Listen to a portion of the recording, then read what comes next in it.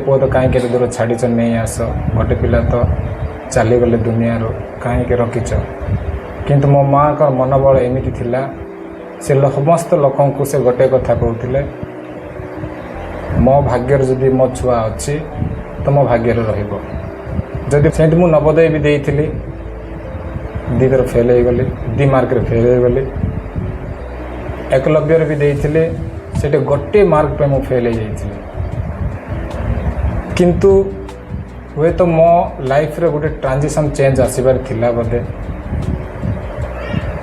2008 मसीह Ramakrishna mission अनुष्ठान होता आरंभ होता से समय 5th और 6th क्लास एंट्रांस होता जोटा कि आम गुणपुर देलु किंतु मुझे कौन एग्जाम देती मोर टिके ठीक से मन ना कौ क्वेश्चन देती कौन एग्जाम देती किंतु मोर भाग्यवशतः मुझे क्वालिफाई कली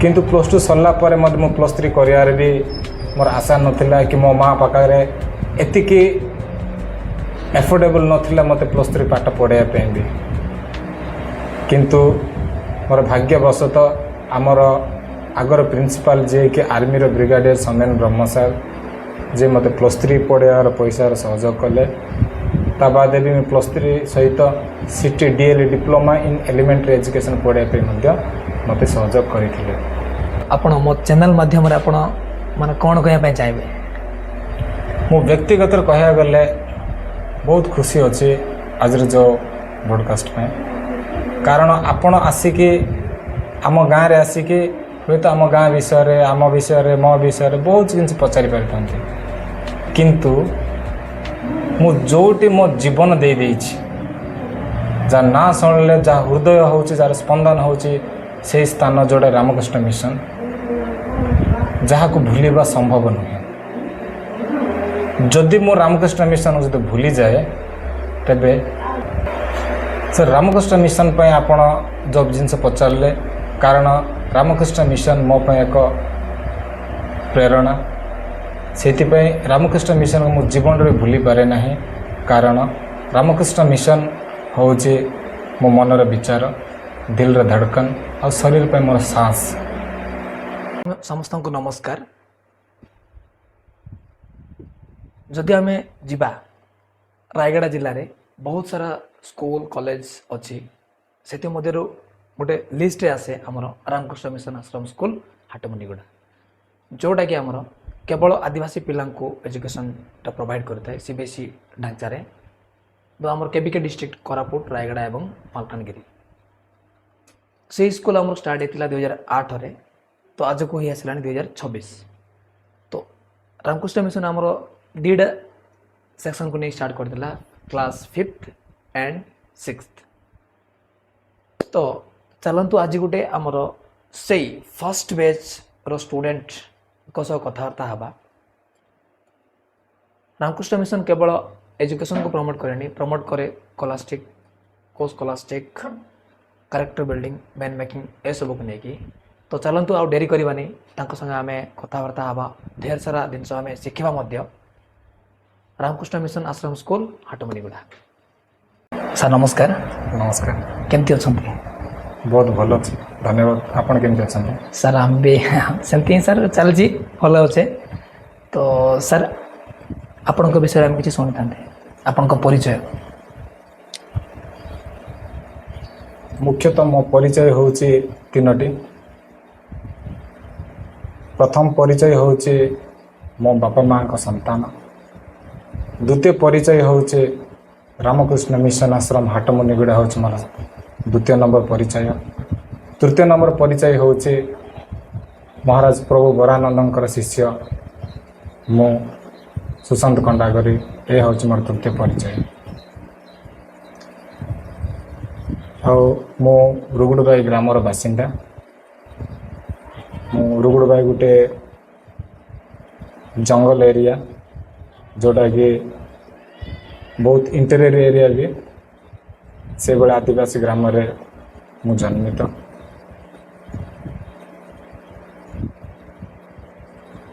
सर आपनकर एकेडमिक कैरियर विषय मोर एकेडमिक कैरियर हूँ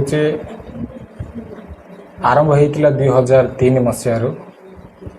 2002 ମସିହାରେ ଯେତେବେଳେ ମୋ ବାପା ଏକ୍ସପାୟାର କରିଗଲେ, ମୋ ଦାଦା ମୋ ଭାଇଙ୍କ ସହିତ ମୁନିକଲରେ ଜଏନ୍ କରେଇଥିଲେ। ଦୁର୍ଭାଗ୍ୟବଶତଃ ଭାଇ ବି ଚାଲିଗଲେ, କିନ୍ତୁ ଅନେକ ସମସ୍ୟା ଥିଲା ସେଇଠି ରହିବା ପାଇଁ। ମୁଁ ଜଣେ ଗୋଟେ ପୁଅ, ଗାଁ ଲୋକ ବି କିଛି କହୁଥିଲେ ଗୋଟେ ପୁଅ ତ କାହିଁକି ଏତେ ଦୂର ଛାଡ଼ିଛ, ନେଇ ଆସ, ଗୋଟେ ପିଲା ତ ଚାଲିଗଲେ ଦୁନିଆରୁ, କାହିଁକି ରଖିଛ। କିନ୍ତୁ ମୋ ମାଆଙ୍କର ମନୋବଳ ଏମିତି ଥିଲା, ସେ ସମସ୍ତ ଲୋକଙ୍କୁ ସେ ଗୋଟେ କଥା କହୁଥିଲେ, ମୋ ଭାଗ୍ୟରେ ଯଦି ମୋ ଛୁଆ ଅଛି ତ ମୋ ଭାଗ୍ୟରେ ରହିବ, ଯଦି ମୋ ଭାଗ୍ୟରେ ନାହିଁ ତାହେଲେ ମୋ ଭାଗ୍ୟରେ ରହିବ ନାହିଁ। ଯାହା ହେଉଛି ଭଗବାନଙ୍କ ଉପରେ ଛାଡ଼ିଦେଇ ମୋତେ କିନ୍ତୁ ପାଠ ଛଡ଼େଇ ନାହାନ୍ତି। ପାଠ ସେମିତି ଚାଲୁ ରଖିବା ପାଇଁ ମୋ ମା' ସେଇଠି ହିଁ ମୋତେ ଛାଡ଼ିଦେଲା। ମୁଁ ସେଇଠି ଭଲ ଭାବରେ ଟିକେ ପଢ଼ାପଢ଼ି କରୁଥାଏ, ସ୍କୁଲରେ ବି ଟିକେ ଭଲ ପଢ଼ାପଢ଼ି କରୁଥାଏ। ଆଉ ଯେଉଁ ପିଲାଙ୍କୁ ଭଲସେ ଟିକେ ପଢ଼ାପଢ଼ି କରୁଥାନ୍ତି ସେମାନଙ୍କୁ ବିଭିନ୍ନ ସ୍କୁଲମାନଙ୍କୁ ମଧ୍ୟ ସୁଯୋଗ ଦେଇଥାନ୍ତି ଏକ୍ଜାମ୍ ଦେବା ପାଇଁ, ଯେପରିକି ନବୋଦୟ, ଆଦର୍ଶ ନବୋଦୟ, ତାପରେ ମଡ଼େଲ ଡିଗ୍ରୀ ସ୍କୁଲ, ଏମିତି ରାମକୃଷ୍ଣ ମିଶନ। ସେଠି ମୁଁ ନବୋଦୟ ବି ଦେଇଥିଲି, 2 ଥର ଫେଲ୍ ହେଇଗଲି, 2 ମାର୍କରେ ଫେଲ୍ ହେଇଗଲି। ଏକଲବ୍ୟରେ ବି ଦେଇଥିଲି, ସେଠି 1 ମାର୍କ ପାଇଁ ମୁଁ ଫେଲ୍ ହେଇଯାଇଥିଲି। କିନ୍ତୁ ହୁଏତ ମୋ ଲାଇଫରେ ଗୋଟେ ଟ୍ରାଞ୍ଜିସନ୍ ଚେଞ୍ଜ ଆସିବାର ଥିଲା ବୋଧେ। 2008 ମସିହାରେ ରାମକୃଷ୍ଣ ମିଶନ ଅନୁଷ୍ଠାନ ହେଇଥିଲା, ଆରମ୍ଭ ହେଇଥିଲା। ସେହି ସମୟରେ 5th ଆଉ 6th କ୍ଲାସ୍ରେ ଏଣ୍ଟ୍ରାନ୍ସ ହେଇଥିଲା, ଯେଉଁଟାକି ଆମେ ଗୁଣପୁରରେ ଦେଇଥିଲୁ। କିନ୍ତୁ ମୁଁ ସେଇଠି କ'ଣ ଏକ୍ଜାମ୍ ଦେଇଥିଲି ମୋର ଟିକେ ଠିକ୍ ସେ ମନେ ନାହିଁ, କେଉଁ କୋଶ୍ଚିନ୍ ଦେଇଥିଲି, କ'ଣ ଏକ୍ଜାମ୍ ଦେଇଥିଲି। କିନ୍ତୁ ମୋର ଭାଗ୍ୟବଶତଃ ମୁଁ ସେଇଠି କ୍ୱାଲିଫାଇ କଲି। ସେଇଠି ଆମେ ହେଉଛୁ ଆରମ୍ଭ ବ୍ୟାଚ୍। ବହୁତ କଠିନ ପରିଶ୍ରମ ହେବାକୁ ପଡ଼ୁଥିଲା, କିନ୍ତୁ ମୋତେ କିଛି ବି ଲାଗୁନଥିଲା, କାରଣ ସେଭଳିଆ ଅସୁବିଧା ଅଭାବ ପରମ୍ପରାରେ ଆମେ ଆସିଥିଲୁ।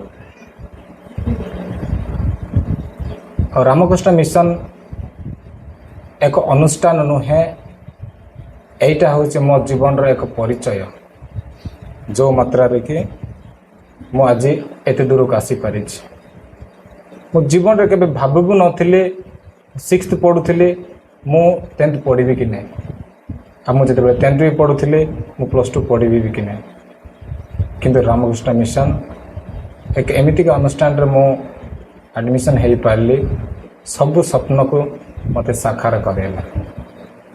ଆଜି ଯାହା ବି ହେଇଛି ମୁଁ ଏତେ ଦୂରକୁ ଆସିଛି, ରାମକୃଷ୍ଣ ମିଶନ କେବଳ ଏକମାତ୍ର ଅନୁଷ୍ଠାନ ଯେଉଁଠି ଏକାଡେମିକାଲି କଳା ଅକ୍ଷର ପାଠ ପଢ଼ିକି କଳା ଅକ୍ଷର ଇଂଲିଶ ପାଠ ପଢ଼ିବା ବି ନୁହେଁ, ସେଇଟା ହେଉଛି ଏକ ଅନୁଷ୍ଠାନ ଯେଉଁଠି ମଣିଷ ଗଠନ, ଜୀବନ ଗଠନ ଆଉ ଚରିତ୍ର ଗଠନ କରାଯାଏ। ସେ ଅନୁଷ୍ଠାନରେ ଶିକ୍ଷକଙ୍କ ଆମକୁ ସ୍କୁଲରେ ପଢ଼ାନ୍ତି। ସ୍କୁଲରୁ ଆସିଲା ପରେ ସାଧୁ ସନ୍ତମାନେ ଯେ ଘର ସଂସ୍କାର ଛାଡ଼ି ରାମକୃଷ୍ଣ ମିଶନକୁ ଚଲାଉଛନ୍ତି, ଆଧ୍ୟାତ୍ମିକ ଜ୍ଞାନ ଦିଅନ୍ତି, ଯେମିତି ମେଡ଼ିଟେସନ୍ କରିବା, ସତ୍ୟ କହିବା, ଦେଶ ଗଠନ କେମିତି କରାଯାଏ, ଦେଶ ପ୍ରତି ଉତ୍ସର୍ଗ କେମିତି ହେବା, ଜଣ କେମିତି ସେବା କରିବା, ଏଇଭଳିଆ ବହୁତ ପ୍ରୋତ୍ସାହନ କରନ୍ତି, ଯେଉଁଟାକି ସ୍ୱାମୀ ବିବେକାନନ୍ଦଙ୍କର ଏକ ପ୍ରେରଣାଦାୟକ। ତାପରେ ମୁଁ ସେଇଠି 6th କ୍ଲାସ୍ ଜଏନ୍ କରେଇକି ଆଡ଼ମିସନ୍ ହେଇ ସୁରୁଖୁରୁରେ ମୋର 10th ସରିଲା, +2 ବି ସରିଗଲା। କିନ୍ତୁ +2 ସରିଲା ପରେ ମଧ୍ୟ ମୁଁ +3 କରିବାରେ ବି ମୋର ଆଶା ନଥିଲା କି ମୋ ମା' ପାଖରେ ଏତିକି ଏଫୋର୍ଡେବଲ୍ ନଥିଲା ମୋତେ +3 ପାଠ ପଢ଼ାଇବା ପାଇଁ ବି। କିନ୍ତୁ ମୋର ଭାଗ୍ୟବଶତଃ ଆମର ଆଗର ପ୍ରିନ୍ସିପାଲ୍ ଯିଏକି ଆର୍ମିର ବ୍ରିଗାଡ଼ିୟର ସୌମେନ ବ୍ରହ୍ମ ସାର୍, ଯିଏ ମୋତେ +3 ପଢ଼ାଇବାର ପଇସାର ସହଯୋଗ କଲେ। ତା ବାଦ ବି ମୁଁ +3 ସହିତ CT DL diploma in elementary education ପଢ଼ାଇବା ପାଇଁ ମଧ୍ୟ ମୋତେ ସହଯୋଗ କରିଥିଲେ। ସାର୍ ଆଜ୍ଞା, ତାହେଲେ ଆପଣଙ୍କ ସାର୍ ଯେଉଁ ଆପଣ ଫାର୍ଷ୍ଟ ରାମକୃଷ୍ଣ ମିଶନରେ ସାର୍ ଆପଣ କହୁଛନ୍ତି ଆପଣଙ୍କର ଏଇଟା ଦ୍ୱିତୀୟ ପରିଚୟ, ଆପଣ ରାମକୃଷ୍ଣ ମିଶନ ମାନେ ମାନେ ସିଲେକ୍ସନ୍ ପାଇବାରେ ସାର୍ ଆପଣଙ୍କର ସବୁଠୁ ହାତ କାହାର ଅଛି ବୋଲି ଭାବନ୍ତି ଆପଣ ଫାର୍ଷ୍ଟ ଯେତେବେଳେ ଆପଣ 6th କ୍ଲାସ୍ରେ ମାନେ ପାଇଲେ ଏକ୍ଜାମ୍ ବେସିସ୍ରେ? ହାତ କହିଲେ ତ କାହାର ହାତ ବି ନଥାଏ, କିନ୍ତୁ ସହଯୋଗ ଅଛି। ଆଜ୍ଞା ସହଯୋଗ ହେଉଛି ମୁଁ ମୁନିକଲରେ ପଢ଼ୁଥିଲି, ମୋ ସାର୍ ଶବର ସାର୍, ଗଣେଶ ଶବର ସାର୍, ଯିଏକି ମୋତେ ନେଇଥିଲେ ଗୁଣପୁର ଆଡ଼ମିସନ୍ ଏଣ୍ଟ୍ରାନ୍ସ ଦେବା ପାଇଁ। ସେ ମୁନିକଲର ଶିକ୍ଷକମାନଙ୍କର ହେଉଛି ମୋର ତାଙ୍କର ହିଁ ହାତ ଆଉ ତାଙ୍କର ହିଁ ପ୍ରେରଣା, ତାଙ୍କରି ମାଧ୍ୟମରେ ଯିଏକି ମୁଁ 5th class 6th class entrance ଦେଇପାରିଥିଲି। ସାର୍ ଆପଣ ମାନେ ସଡନଲି ମାନେ ଓଡ଼ିଆ ମିଡ଼ିୟମରେ ପଢ଼ୁଥିଲେ, ଆପଣ ମାନେ ପ୍ରଥମରୁ ପଞ୍ଚମ ଯାଏ, ତାପରେ ଆପଣ ମାନେ ପଳେଇ ଯାଆନ୍ତି ମାନେ ରାମକୃଷ୍ଣ ମିଶନକୁ, ଯେଉଁଠି ଆପଣ CBSE ଢାଞ୍ଚାରେ ଯେଉଁ ଇଂଲିଶରେ ମାନେ ସେଇଟା ଆପଣଙ୍କୁ କେମିତି କଷ୍ଟ ହେଇଥିଲା ନା ନାହିଁ ସେଇ ସମୟରେ? ବହୁତ ବଢ଼ିଆ, ହଁ ବହୁତ କଷ୍ଟ ହେଇଥିଲା। କହିବାକୁ ଗଲେ ମୋ ନାଁ ହିଁ ମୁଁ ଇଂଲିଶରେ ସୁଶାନ୍ତ ଘୁଷୁଥିଲି, ଖାତାରେ ଲେଖୁଥିଲି, ହସ୍ତାକ୍ଷରରେ ଯେମିତି ଲେଖାଯାଏ ଆଜ୍ଞା। SUSHNTA SUHNTA KNDA ଯିବ, କେତେବେଳେ TA ଭୁଲିଯିବାର, କେତେବେଳେ O ଭୁଲିଯିବାର। ମୁଁ 6th ପଢ଼ୁଥିଲି, ଇଂଲିଶ ଓଡ଼ିଆରେ ଭଲ ପଢ଼ାପଢ଼ି କରୁଥିଲି, କିନ୍ତୁ ଇଂଲିଶରେ କୌଣସି ନଲେଜ ନଥିଲା, ବହୁତ କଷ୍ଟ କରିବାକୁ ପଡ଼ିଥିଲା। କିନ୍ତୁ ସେଥିରେ ଯେତେବେଳେ ମୁଁ ମିଶନରେ ଜଏନ୍ ହେଲି, ସେଥିରେ ଯେଉଁ ଶିକ୍ଷକମାନଙ୍କ ଆସିଲେ, ଯେଉଁ ଢାଞ୍ଚାରେ ପଢ଼େଇଲେ, ମୋତେ ସବୁକିଛି ମୋତେ ସହଜ ଲାଗିଲା, ଧୀରେ ଧୀରେ ସହଜ ଲାଗିଲା। 2 ଅକ୍ଷର ବି ମୁଁ ପଢ଼ିପାରିଲି, 2 ଅକ୍ଷର ବି ମୁଁ ଇଂଲିଶରେ କହିପାରିଲି। ଆଉ ମୁଁ ପଢ଼ାପଢ଼ି ମୋତେ ବହୁତ ୱିକ୍ ଥିଲା, କିନ୍ତୁ ରାମକୃଷ୍ଣ ମିଶନ ଏମିତିକି ଅନୁଷ୍ଠାନ ଥିଲା ଯେଉଁ ପିଲାମାନେ ୱିକ୍ ପଢ଼ୁଛନ୍ତି, ଯିଏକି ଭଲସେ ପଢ଼ି ପାରୁନାହାନ୍ତି, ସେମାନଙ୍କୁ ଏକ୍ସଟ୍ରା କ୍ଲାସ୍ କରିକି ଏକ୍ସଟ୍ରା ଫେସିଲିଟି ଦେଇକି ମଧ୍ୟ ମେନ୍ ଷ୍ଟ୍ରିମ୍କୁ ଆଣିବା ପାଇଁ ମଧ୍ୟ ସହଯୋଗ କରିଥିଲେ, ଯେଉଁଟାକି ମୋ ପାଇଁ ଏକ ଡାଇନାମିକ୍ ଚେଞ୍ଜ ଆଣିଲା। ସାର୍ ଆପଣ ଯେହେତୁ ମାନେ ଫାର୍ଷ୍ଟ ବ୍ୟାଚ୍ ଥିଲେ, ସେଠାକାର ଆପଣଙ୍କର ସିନିୟର କେହି ନଥିଲେ, ଯାହାହେଲେ ବି ସାର୍ ଆପଣଙ୍କର ଯେଉଁ କାରିକୁଲମ୍ରେ ଟିକେ ମାନେ ପ୍ରୋବ୍ଲେମ୍ ହେଉଥିଲା ବୋଧେ? ପ୍ରୋବ୍ଲେମ୍ ତ ସବୁ ଜାଗାରେ ଥାଏ, କିନ୍ତୁ ସବୁ ପ୍ରୋବ୍ଲେମ୍ର ସଲ୍ୟୁସନ୍ ବି ଥାଏ। ଆଜ୍ଞା। ଆଉ ସେଇ ସଲ୍ୟୁସନ୍ ଥିଲା ହେଉଛି ଆମ ଶିକ୍ଷକ, ଯିଏକି 24 ଘଣ୍ଟା ଆମ ପାଖରେ ଗାଇଡ଼ କରୁଥିଲେ। କୋଚିଂ ସମୟରେ ଥିଲେ, ଗାଧୋଇବା ସମୟରେ ବି ରହୁଥିଲେ, ପଢ଼ିବା ସମୟରେ ରହୁଥିଲେ, କ୍ଲାସ୍ ସମୟରେ ରହୁଥିଲେ, ଏମିତିକି କୌଣସି ସମୟ ନଥିଲା କି ଶିକ୍ଷକ ଆମ ପାଖରେ ରହୁନଥିଲେ। ଏନି ଟାଇମ୍ ଯେତେବେଳେ ଆମେ ଯଦି କିଛି ଆଶଙ୍କା ଆସିଲା, କିଛି ତ୍ରୁଟି ରହିଲା, କିଛି ବୁଝିପାରିଲେ ନାହିଁ, ଆମେ ଯଥାଶୀଘ୍ର ସାର୍ଙ୍କ ପାଖେ ବୁଝିପାରୁଥିଲୁ। ଆଉ ଶିକ୍ଷକମାନେ କହୁନଥିଲେ କି ମୋର ଗାଧୋଇବାର ଅଛି, ମୋର ସମୟ ନାହିଁ, ଏମିତି କେବେ ବି କହୁନଥିଲେ। ବେଳେବେଳେ ତ ସାର୍ ଗାଧୋଇ ଯାଉଥିଲେ, ସାର୍ ମୁଁ ଏଇଟା ବୁଝିପାରିଲି ନାହିଁ କହିଲେ, ସେଠି ବସିକି ଠିଆ ହେଇକି ବୁଝାନ୍ତି, ପୁଣି ତାଙ୍କ କାମକୁ ଯାଆନ୍ତି। କେବେ ବି ଆମକୁ ପଢ଼ାଇବାକୁ ଅବହେଳା କରିନାହାନ୍ତି। ଏମିତି ସୁଯୋଗ ପାଇକି ମୁଁ ଧୀରେ ଧୀରେ ମୋ ଇଂଲିଶର ବି ମୁଁ ଡେଭଲପମେଣ୍ଟ ବହୁତ କଲି। ସାର୍ ଆପଣ ମାନେ ସଂକ୍ଷିପ୍ତରେ କହିବେ ଆପଣଙ୍କ ଦିନ ରାମକୃଷ୍ଣ ମିଶନରେ କେମିତି ଯାଏ? ରାମକୃଷ୍ଣ ମିଶନର ନୀତି ଆଉ ନିୟମ ଏକ ଏମିତିକା, ଯିଏ ଆରମ୍ଭରୁ ଜାଣେ ତାକୁ ବିରକ୍ତ ଲାଗେ, ଯିଏ ସେଇଟାକୁ ଡାଇଜେଷ୍ଟ କରିଦିଏ ତ ଜୀବନ ଗଠନ ହେଇଛି। କେମିତି ଗୋଟେ ଉଦାହରଣ କହିବି, ମାନେ ତାଙ୍କ ସେଇର ନୀତି ନିୟମ, ସକାଳ 5ଟାରେ ଉଠୁ, ରାତି 10ଟାରେ ଶୋଉ। 5ଟାରେ ଉଠିକି 5ଟା ଅଧେରେ ଆମେ ନିତ୍ୟକ୍ରମ ସାରିଦେଉ। ନିତ୍ୟକ୍ରମ ସରିଲା ପରେ 5ଟାରୁ 5ଟା ଅଧେ ଯାଏଁ ପ୍ରେୟର ହୁଏ। 5ଟା ଅଧେରୁ 6ଟା ଯାଏଁ ଏକ୍ସରସାଇଜ ହୁଏ।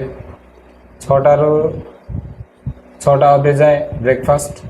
6ଟା ଅଧେରୁ 8ଟା ଯାଏଁ କୋଚିଂ ଯାଅ, ଟ୍ୟୁସନ୍। ହଁ, ତାପରେ 8ଟା ଅଧେରୁ 9ଟା ଯାଏଁ ଆମେ ଟ୍ୟୁସନ୍ କରୁ, 9ଟା ଅଧେ ଯାଏଁ ଟ୍ୟୁସନ୍ କରୁ।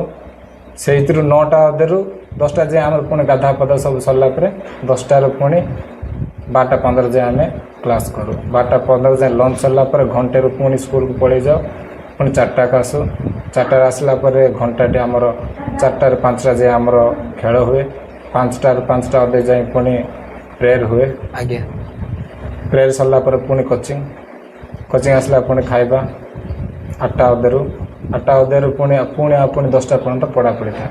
ଏଇଟା ହେଉଛି ମୋତେ ନୂଆରେ ମୋତେ ଏମିତି ଲାଗୁଥିଲା କି ଏଭଳିଆ ନିୟମରା ରହି ହେବନି, କିନ୍ତୁ ଭବିଷ୍ୟ ପିଢ଼ି ପାଇଁ କହିବାକୁ ଗଲେ ଯିଏ ପ୍ରଥମରୁ ନିୟମକୁ ଡାଇଜେଷ୍ଟ କରିଛି, ନିୟମ ସହିତ ପାଳିକି ରହିଛି, ପରେ ସେଇଟା ହିଁ ତାଙ୍କ ପାଇଁ ଗୋଟେ ଏକ ମାନେ ଭଲ ପ୍ରେରଣା ହେବ, ସେମାନଙ୍କୁ ଏକ ଜୀବନ ଗଠନ ଚରିତ୍ର ଗଠନ ହେବାର ସକ୍ଷମ କରାଇଥାଏ। ସାର୍ ଆଜିକା ଡେଟ୍ରେ ସାର୍ ଆପଣଙ୍କ ଲାଇଫ୍ ପ୍ରୋସେସ୍ରେ ଯେଉଁ ରାମକୃଷ୍ଣ ମିଶନର ଯେଉଁ ସାର୍ ରୁଲ୍ ରେଗୁଲେସନ୍ ଯେଉଁ ଥିଲା ସାର୍, ସେଇଟା ଆପଣଙ୍କ ଲାଇଫ୍ରେ ସାର୍ କେତେ ମାନେ ଏନେବଲ୍ ହେଇପାରୁଛି? ଆଜି ଆପଣ କେତେ ୟୁଜ୍ କରିପାରୁଛନ୍ତି ସେଇ ଯେଉଁ ନିୟମ କାନୁନ ଥିଲା? ହଁ, ମୁଁ କହିବି ଅନ୍ୟ ଅନୁଷ୍ଠାନ ଅପେକ୍ଷା ରାମକୃଷ୍ଣ ଅନୁଷ୍ଠାନର ନୀତି ନିୟମ ଏକ ବହୁତ ସୁଦୃଢ଼, ସଶକ୍ତ ଆଉ ଡିସିପ୍ଲିନ୍ ମ୍ୟାନର।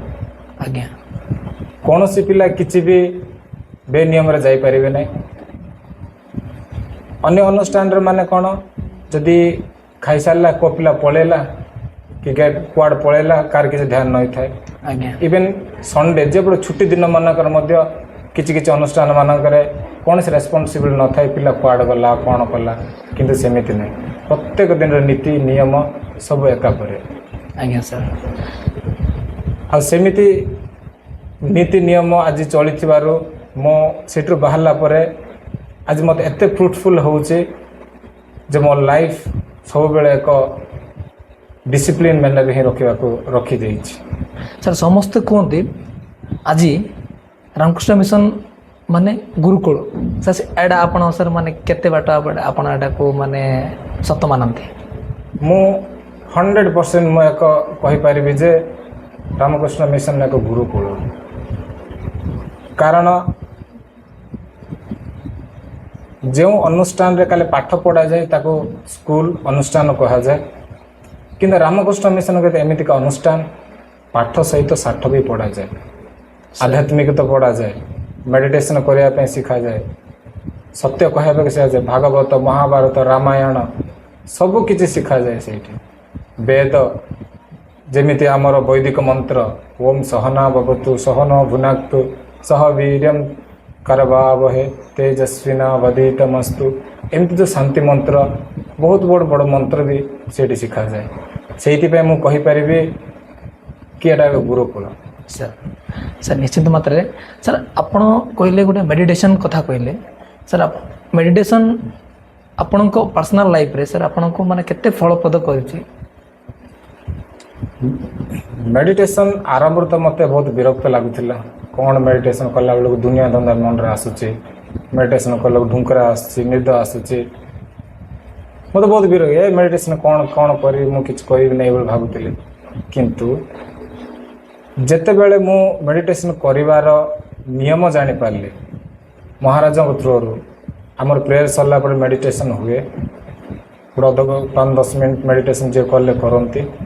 ମହାରାଜ ଯେତେବେଳେ ଆମକୁ, ପ୍ରଭୁ ବରାନନ୍ଦ ମହାରାଜ ଆମକୁ ଯେତେବେଳେ ମେଡ଼ିଟେସନ୍ କରିବାର ଶୈଳୀ ଶିଖାଇ ଦେଲେ, ସେତେବେଳେ ମୋତେ ଏତେ ଭଲ ଲାଗିଲା। ଆଉ ସେଇଦିନ ମୁଁ ମେଡ଼ିଟେସନ୍ କରିବାର ବହୁତ ଆନନ୍ଦ ପାଇଲି। ଆଉ ଯେତେବେଳେ ମୁଁ ମେଡ଼ିଟେସନ୍ କଲା ପରେ ମୁଁ ମିନିମମ୍ ½ ଆୱାର 1 ଆୱାର ଆରାମରେ ବସିପାରୁଥିଲି। ଆଜ୍ଞା ସାର୍। କାରଣ ମୁଁ ମେଡ଼ିଟେସନ୍ କଲା ପରେ କିଛି ଧ୍ୟାନ ହିଁ ହେଉନଥିଲା, କିନ୍ତୁ ସେ ଧ୍ୟାନକୁ, ଯେ ଅନାବନା ଜିନିଷ ଗୁଡ଼ାକୁ ମନକୁ ଆସୁଥିବ ତାକୁ କେମିତି ନିୟନ୍ତ୍ରଣ କରାଯାଏ ସେ ବିଷୟରେ ମୁଁ ଯେତେବେଳେ ମୋ ପ୍ରଭୁ ବରାନନ୍ଦ ମହାରାଜଙ୍କଠୁ ଜାଣିପାରିଲି, ସେତେବେଳରୁ ମୋତେ ଲାଗିଲା ମେଡ଼ିଟେସନ୍ ବହୁତ ଫଳପ୍ରଦ ଆସିଛି, ବହୁତ ଶାନ୍ତଶିଷ୍ଟ ମନକୁ ବି ଆଣିଛି। ଆଜି ପର୍ଯ୍ୟନ୍ତ ମୁଁ ମେଡ଼ିଟେସନ୍ ହିଁ କରୁଛି ସକାଳ ସନ୍ଧ୍ୟା। ସାର୍ ଆପଣ ସେ 2008କୁ ଏବଂ ଆଜି 2026କୁ ଦେଖିବେ ସାର୍, ରାମକୃଷ୍ଣ ମିଶନରେ ସବୁ କ'ଣ ସବୁ ଚେଞ୍ଜେସ୍ ଆପଣ ମାନେ ଦେଖିବା ପାଇଁ ପାଇଛନ୍ତି? ରାମକୃଷ୍ଣ ମିଶନ ତ ବହୁତ ଚେଞ୍ଜେସ୍ ଆସିଛି ସାର୍। କାରଣ ସମସ୍ତେ ଜାଣନ୍ତି ଆରମ୍ଭ ହେଲା ବେଳକୁ ସମସ୍ତଙ୍କ ବହୁତ କଠିନ ଜିନିଷକୁ ଆମେ ସାମ୍ନା କରିବାକୁ ପଡ଼ିଥାଏ।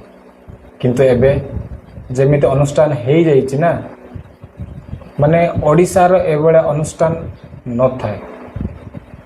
ଆମେ କିଛି କହିପାରିବେ, ସବୁ ବହୁତ ବଡ଼ ବଡ଼ ଅନୁଷ୍ଠାନ ତ ଅଛି, କିନ୍ତୁ ରାମକୃଷ୍ଣ ମିଶନ ଅନୁଷ୍ଠାନ ଓଡ଼ିଶାରେ ନଥାଏ। କାହିଁକି କୁହାଯାଉଛି? ଏହି ଅନୁଷ୍ଠାନ ଫ୍ରି ଅଫ୍ କଷ୍ଟରେ ପଢ଼ାଯାଉଛି ଟ୍ରାଇବାଲ୍ ଲାଙ୍ଗୁଏଜ୍। 4ଟା ଡିଷ୍ଟ୍ରିକ୍ଟର ପିଲାମାନଙ୍କୁ, ନବରଙ୍ଗପୁର, କୋରାପୁଟ, ରାୟଗଡ଼ା, ମାଲକାନଗିରି, এই 4ଟା ଡିଷ୍ଟ୍ରିକ୍ଟର ପିଲାଙ୍କୁ ଯେଉଁ ଭାବରେ ପଢ଼ାଯାଉଛି ଏମିତି କେଉଁଠି ପଢ଼ା ହେଉନଥିବ। ତାଙ୍କର ଫ୍ୟାସିଲିଟିଠୁ ଆରମ୍ଭ করে, ତାଙ୍କର ରହିବାଠୁ ଆରମ୍ଭ করে, ତାଙ୍କୁ ଜ୍ଞାନ ଦେବାଠୁ ଆରମ୍ଭ করে, ଏସବୁ ଜିନିଷ ଗୁଡ଼ାକ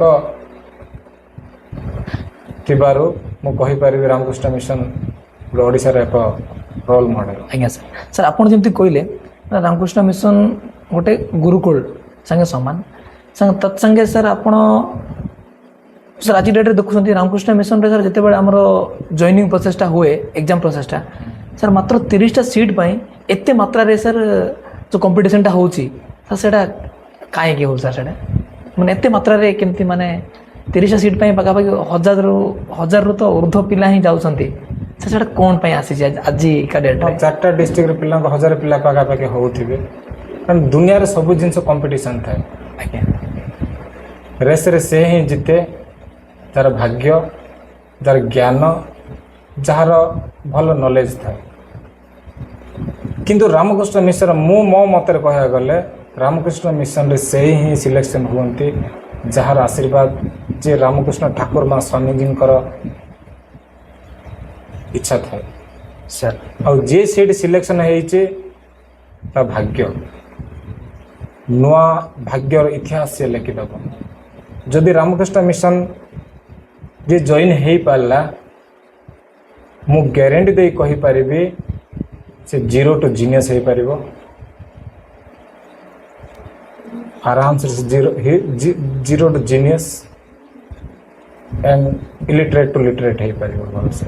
ସାର୍ ଆପଣ ଯେଉଁମାନେ ପଢ଼ୁଛନ୍ତି ରାମକୃଷ୍ଣ ମିଶନରେ ଆଜି ସାର୍ ସେଇ ପିଲାଙ୍କୁ ସାର୍ ସେଇ ଷ୍ଟୁଡେଣ୍ଟସ୍ମାନଙ୍କୁ ଆପଣ ସାର୍ କ'ଣ କହିବା ପାଇଁ ଚାହିଁବେ? ସେଇ ଷ୍ଟୁଡେଣ୍ଟମାନଙ୍କୁ ମୁଁ ଗୋଟିଏ ମେସେଜ୍ ଦେବା ପାଇଁ ଚାହେଁ ସବୁ ଅନୁଷ୍ଠାନରେ କିଛି କିଛି ବିଚ୍ୟୁଆତି ମାନେ ବି ଥାଆନ୍ତି। ଆଜ୍ଞା ସାର୍ ସେମିତି ଆମେ କହିପାରିବା ନାହିଁ ଯେ କେଉଁ ଅନୁଷ୍ଠାନରେ ନଥିବେ ବୋଲି। ଯଦି ଏମିତିକା ପିଲା ବି ରାମକୃଷ୍ଣ ମିଶନରେ ଥାଆନ୍ତି ମୁଁ ସେଇ ପିଲାମାନଙ୍କୁ ମୁଁ କହିବା ପାଇଁ ଚାହୁଁଛି ଭାଇ ତମେମାନେ ରାମକୃଷ୍ଣ ମିଶନରେ ତ ଯଦି ବିଚ୍ୟୁଆତି ବେଳେ କାମ ଯଦି ହେଉଛି ପିଲାମାନେ ଯଦି କରୁଛନ୍ତି ଥିବେ କିଛି କିଛି ପିଲାମାନେ ଗେଟ୍ ବାହାରେ ଯିବା କାହାକୁ ମାନେ ଯେକୌଣସି ଗୋଟେ ଗେଟ୍ ବାହାରେ ବୁଲିଯିବା ଏମିତି ଯିବା ଅନୁଷ୍ଠାନ କିଛି ଭଙ୍ଗ କରିବା ଏଇ ଜିନିଷ ଭାବନା ଯଦି ଭାବୁଛନ୍ତି ତାହେଲେ ସେମାନେ ସମ୍ପୂର୍ଣ୍ଣ ଭୁଲ କାମ କରୁଛନ୍ତି।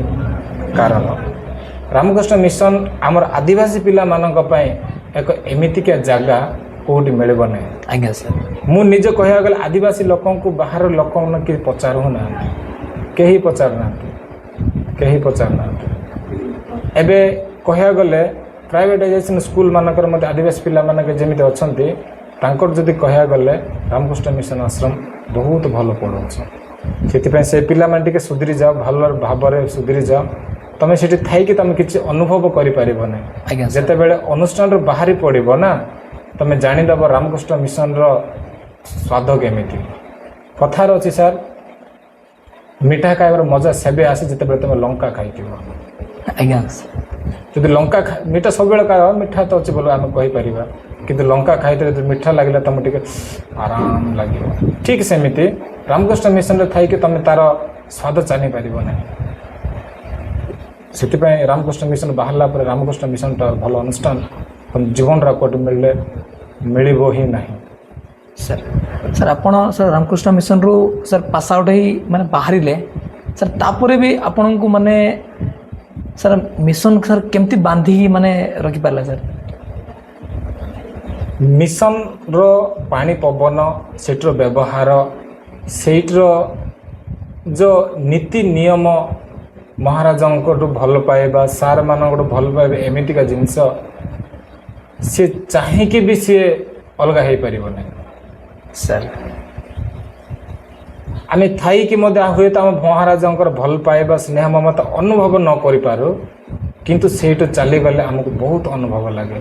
ସେଭଳି ସାଧୁ ସନ୍ତଙ୍କର ଛତ୍ର ଛାୟାରେ ସାଧୁ ସନ୍ତଙ୍କର ଆଶୀର୍ବାଦରେ ସାଧୁ ସନ୍ତଙ୍କର ପାଖରେ ପାଠ ପଢ଼ିବା is not a cup of ଟି।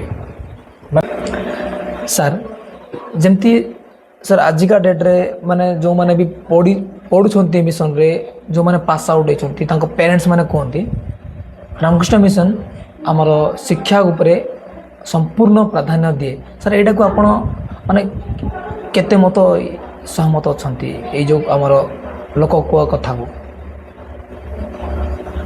ଆପଣ ଯେଉଁ କଥା କହିଲେ ସାର୍ ଶିକ୍ଷା ହେଉଛି ସମ୍ପୂର୍ଣ୍ଣ ପ୍ରାଧାନ୍ୟ କିନ୍ତୁ ମୋ ମତରେ ଶିକ୍ଷା ହେଉଛି ସମ୍ପୂର୍ଣ୍ଣ ପ୍ରାଧାନ୍ୟ ନୁହେଁ।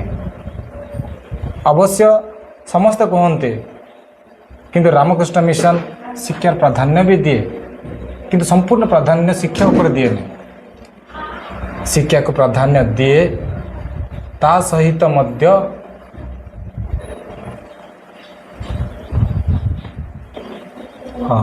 ରାମକୃଷ୍ଣ ମିଶନ ପ୍ରାଧାନ୍ୟ ଭାବେ କିନ୍ତୁ ସମ୍ପୂର୍ଣ୍ଣ ପ୍ରାଧାନ୍ୟ ଭାବେ ନାହିଁ। କାରଣ ରାମକୃଷ୍ଣ ମିଶନ ଶିକ୍ଷାକୁ ପ୍ରାଧାନ୍ୟ ଭାବିବା ସହିତ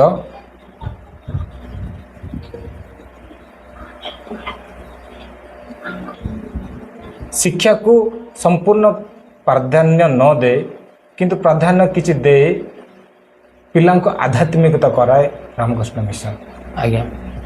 କାରଣ ପିଲାର ଯଦି ଆଧ୍ୟାତ୍ମିକତା ନଥାଏ, ସେ କାଲି ବହି ପଢ଼ିଥାଏ, ଘୁଷି ଦେଇକି ମେମୋରାଇଜ୍ କରି କିଛି ଫର୍ମୁଲା ପକାଇକି ଶିଖିଥାଏ, କିନ୍ତୁ ତାର ଆଧ୍ୟାତ୍ମିକତା ନଲେଜ ନଥାଏ, ତାହେଲେ ତାର ଗତି ଟିକେ ଟଳମଳ ହେଇଯାଏ। ଆମେ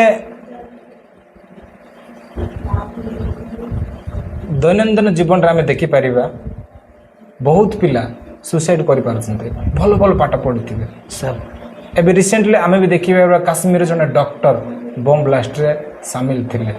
ସେମାନେ କ'ଣ ଥିଲେ? ସେମାନେ ସମ୍ପୂର୍ଣ୍ଣ ଜ୍ଞାନ ଥିଲା ତାଙ୍କ ପାଖରେ, ଦେଶଭକ୍ତି ନଥିଲା। ସେଟା କାରଣ କ'ଣ? ସେଟା କାରଣ ହେଉଛି ତା ପାଖରେ ଆଧ୍ୟାତ୍ମିକତା ନଲେଜ ନଥିଲା, ସ୍ପିରିଚୁଆଲ ନଲେଜ ନଥିଲା।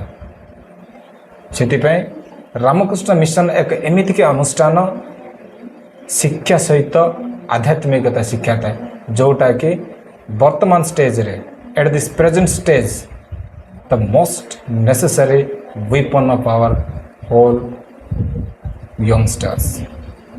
କାରଣ ଆଜି ସମସ୍ତେ ଆଧ୍ୟାତ୍ମିକତା କମିଥିବାରୁ ଜଣେ ଜଣେ ସୁସାଇଡ୍ କରିପାରୁଛନ୍ତି। ସେମାନଙ୍କୁ ଡିସିସନ୍ ମେକିଂ ନେଇପାରୁନାହାନ୍ତି, ମୁଁ କ'ଣ କରିବି, କ'ଣ ନ କରିବି, ମୁଁ ଏଇଭଳିଆ ସଲ୍ୟୁସନ୍ ଅଛି। କିନ୍ତୁ ରାମକୃଷ୍ଣ ମିଶନ ଗୋଟେ ଶିଖାଏ, ସବୁ ସମସ୍ୟାର ସମାଧାନ ଥାଏ। ଆଜ୍ଞା। କିନ୍ତୁ ସମସ୍ୟାର ଖୋଜିବା ହେଉଛି ଆମର କଳା।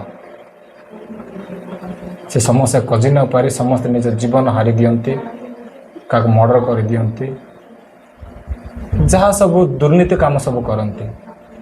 କିନ୍ତୁ ଆଜି ପର୍ଯ୍ୟନ୍ତ ରାମକୃଷ୍ଣ ମିଶନ ମୁଁ ବି କିଛି ଆଧ୍ୟାତ୍ମିକତା ଶିଖିକି ସେଇ ଜିନିଷ ମୁଁ ବହୁତ ଦୂରେଇ ରହୁଛି।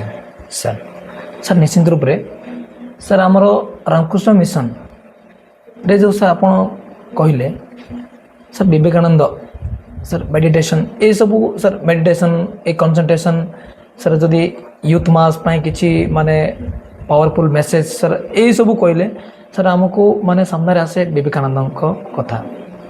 ତ ସାର୍ ଆପଣଙ୍କୁ ବିବେକାନନ୍ଦଙ୍କର ସାର୍ କେଉଁ କୋଟେସନ୍ଟା କିମ୍ବା କେଉଁ ଗୋଟେ ୱାର୍ଡ଼ ସାର୍ ଆପଣଙ୍କୁ ମାନେ ଲାଇଫ୍ ଚେଞ୍ଜିଂ ଲାଗେ ଆପଣଙ୍କୁ, କିମ୍ବା ଆପଣଙ୍କ ଲାଇଫ୍ରେ ଚେଞ୍ଜ ଆଣିଛି, ଯେଉଁଟାକି ସାର୍ ଆପଣ ଲିଡ଼୍ କରୁଛନ୍ତି ୟଙ୍ଗ ହିସାବରେ, ଆପଣ ଆପଣଙ୍କ ଗାଁକୁ ବି ବହୁତ ଯୁବ ମାସକୁ ଲିଡ଼୍ କରୁଛନ୍ତି, ଗାଇଡ଼୍ କରୁଛନ୍ତି ସାର୍, ସେଇଟା ଟିକେ ଆମେ ସାର୍ ଜାଣିବା ପାଇଁ। ଠିକ୍ ଅଛି ସାର୍। ଆପଣ କହିଲେ ସ୍ୱାମୀ ବିବେକାନନ୍ଦଙ୍କର କେଉଁ ସେଣ୍ଟେନ୍ସ, କେଉଁ ମେସେଜ୍, କେଉଁ ୱାର୍ଡ଼ ପ୍ରଭାବିତ କରିଛି, କିନ୍ତୁ ମୁଁ ଏତିକି କହିପାରିବି ସ୍ୱାମୀ ବିବେକାନନ୍ଦଙ୍କ ଏମିତିକା ୱାର୍ଡ଼, ଏମିତିକା କୋଟେସନ୍, ଏମିତିକା ଶବ୍ଦ, ଏମିତିକା ବାକ୍ୟ ନାହିଁ କେଉଁ ଲୋକକୁ ପ୍ରଭାବିତ କରେ ନାହିଁ ସାର୍ ନିଶ୍ଚିତ ରୂପରେ। କିନ୍ତୁ ପ୍ରତ୍ୟେକ ୱାର୍ଡ଼, ପ୍ରତ୍ୟେକ ମେସେଜ୍, ପ୍ରତ୍ୟେକ ସେଣ୍ଟେନ୍ସ ସ୍ୱାମୀଜୀଙ୍କୁ ପ୍ରଭାବିତ କରିଛି। ସେଥି ଭିତରେ ମୋତେ ବହୁତ କିଛି ପ୍ରଭାବିତ କରିଛି। ସେତିକି ଭିତରେ ଗୋଟେ ମୁଁ ପ୍ରଥମ କହିବାକୁ ଚାହୁଁଛି, ସେଇଟା ଥିଲା ମୋତେ ବହୁତ ପ୍ରେରିତ କରିଥିଲା। ମୁଁ ଯେଉଁଟାକି ପ୍ରଥମ ମୁଁ ଭଲସେ ବୁଝିଥିଲି, ସେଇଟା ହେଉଛି ବିଷ୍ଣୁ ମହାରାଜଙ୍କ ଥ୍ରୋରୁ ମୁଁ ବୁଝିଥିଲି। ସେଇଟା ଥିଲା work on to death I am with you, when I am gone my spirit will work with you. This wealth, fame, enjoyments are only for a few days.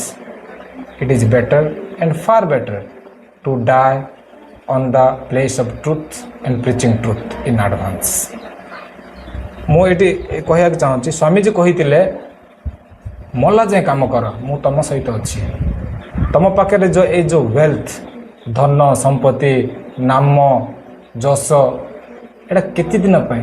2 ଦିନ ପାଇଁ। ଆଜି ଲକ୍ଷେ ଟଙ୍କା ଥିବ, କାଲିକି ନଥିବ। ଆଜି ନାମ ଥିବ, କାଲି କିଛି ନଥିବ। ଧନ ଜନ ଯୌବନ ଯେମିତି ଆଜି ଥିବ, କାଲିକି ନଥିବ। ସେଥିପାଇଁ ତ ମଲା ଯାଏଁ କାମ କର, ମୁଁ ତୁମ ସହିତ ଅଛି। ସବୁଠୁ ଭଲ सत्य उपर काम कर सत्य को जगाओ और सत्यर प्रेरित हुओ जोटा कि तुमको एडवांस तुमको सब बेले पे अमर रखिपारे मत बहुत खुशी लगी। द्वितीय कोटेशन हूँ arise awake and stop not still the goal is reached. Sir यही स्वामी जी सर यही कोटेशनटा सर माने आमर जते युवमास अछन सर से मानको पई सर माने बहुत माने पावरफुल कोटेशनटा एटा अवश्य निश्चय ठीक किंतु एराइज किछि किछि लोक बुझी पारंती ने ए कोटेशनटा स्वामी जी कहिसंती arise awake and stop not still the goal is reached ता माने एतिक सीमित नुहे आमे उठिबा जागृत हेबा पुणी लोकों को जागृत करेबा किंतु आजिकाली लोक कौन करुछंती निजे उठुचंती जागृत होउचंती किंतु सेठी ही सीमित रखी दउचंती आ काहा को उठौना। Sir sir sir Swami ji कहते निजे उठ जाग जागृत हुओ और निज पाखापाखि लोक को मध्य उठाओ जगाओ और जागृत कर एटा हूँ स्वामी विवेकानंद किंतु आजिकल लोक उठुचंती जागृत होती पुणी शई पड़ुचंती एटा मिशन स्वामी जी बाणी नुहे।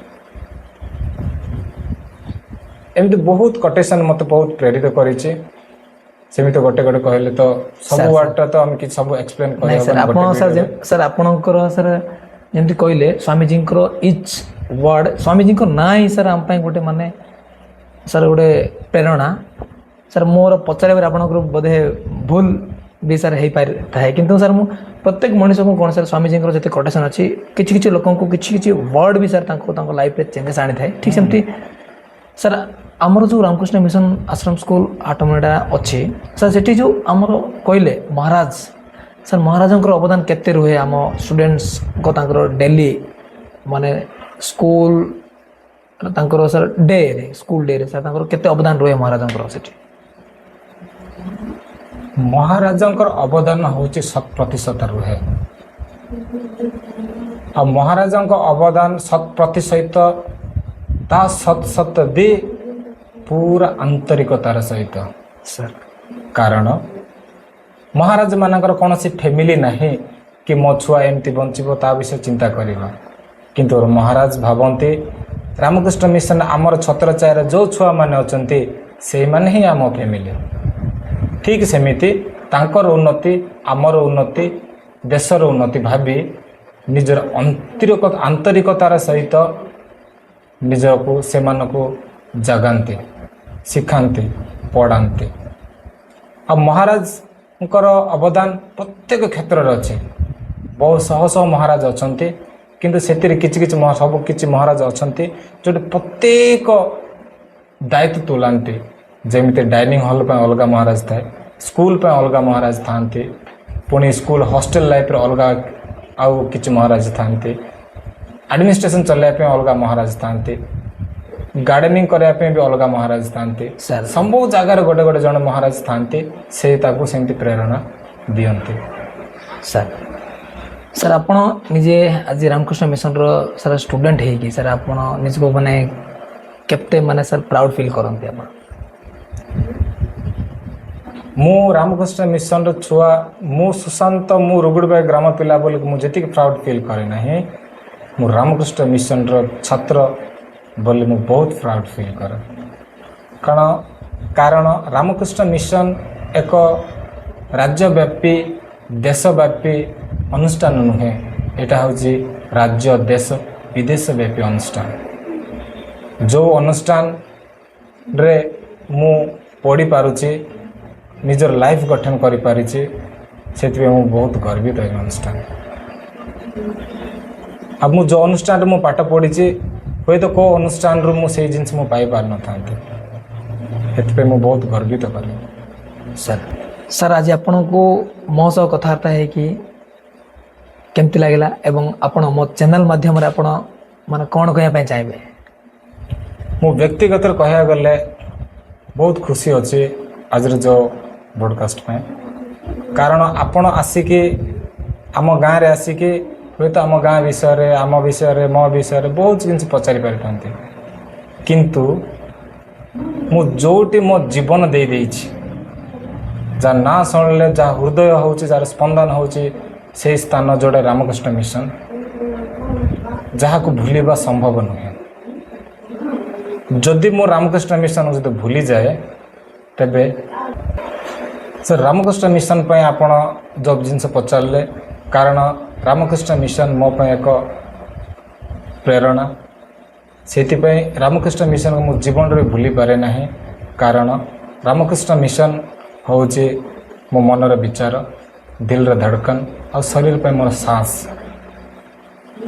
से आपण आसिले किंतु रामकृष्ण मिशन उपर ही आपण मते पचारे से मु बहुत गर्वित करे कारण मो स्कूल आम समस्त स्कूल समस्त टिके जानतु कारण बाहर दुनिया रहिला पर मिशन रो स्टूडेंट रो किछ पचारे सेटा चली चल जहा हो किछि गुटे दी पद जने सुनी परिबो मु भी चाहूतिली कि रामकृष्ण मिशन रो बहुत जिनस चलती कि एत ब्रॉडकास्ट होने केते भल भल जिनस चलती जमी रिलीफ टू आरंभ कर लक्ष लक्ष लोक माने साहाय्य पाउछन्ति एरिया आरंभ कर प्रत्येक जिनस किंतु से जिनस किछि किछि जगार लुप्त हो रही जाउछे किंतु से जिनस टिके ब्रॉडकास्ट हो रामकृष्ण मिशन टिके आगो को पुन लोक जानतु सेति पय रामकृष्ण मिशन लोक जानिछन्ति किंतु हमर लोकल लोक एते भल से जानि नाहन्ते आज्ञा सर सेति पय स्पेशली कर रामकृष्ण मिशन विषय पचार आपन बहुत बहुत धन्यवाद एत कष्ट करके आसिकी रामकृष्ण विषय किसी ब्रॉडकास्ट आसते मुझे बहुत गर्व बहुत माने बहुत बहुत धन्यवाद सर आपण सर रामकृष्ण मिशन केवल गोटे ना नुह कि केवल गोटे इंस्टीट्यूशन नुह सेटा रामकृष्ण मिशन हूँ से पवित्र स्थल जोड़ा समस्त को अपनाई थाए एवं रामकृष्ण मिशन समस्त पाक पहुँचा दरकार सब यंग मास रामकृष्ण मिशन विषय जाना दरकार एवं सर जमी आप कहले रामकृष्ण मिशन केवल एजुकेशन को प्रमोट करनी एडा तार एडिशनल रे रिलीफ भी बहुत लोगों को दे थाए माने सीजनली रिलीफ आम रही थाए आज बहुत खुशी लगला जहाँ आमर जी आमर थिले सुशांत खंडागिरी रामकृष्ण मिशन रो स्टार्टिंग जो आरंभ होता प्रथम बैच 6th क्लास रु ताके बिलोंग करती तो बहुत सारा आम जिनस एक्सपीरियंस आम जानापी पाइले रामकृष्ण मिशन हूँ one of the best school in our Rayagada district and also across Odisha जोटा कि फ्रीली प्रोवाइड करे सीबीएसई ढांचारे आमर केबीके डिस्ट्रिक्ट रो आदिवासी पिला जोड़ी इंग्लिश मीडियम रे पाठ पढ़ा स्वप्न जोड़ा को साकार कर केवल आमर रामकृष्ण मिशन आश्रम स्कूल हाटमनीगुड़ा।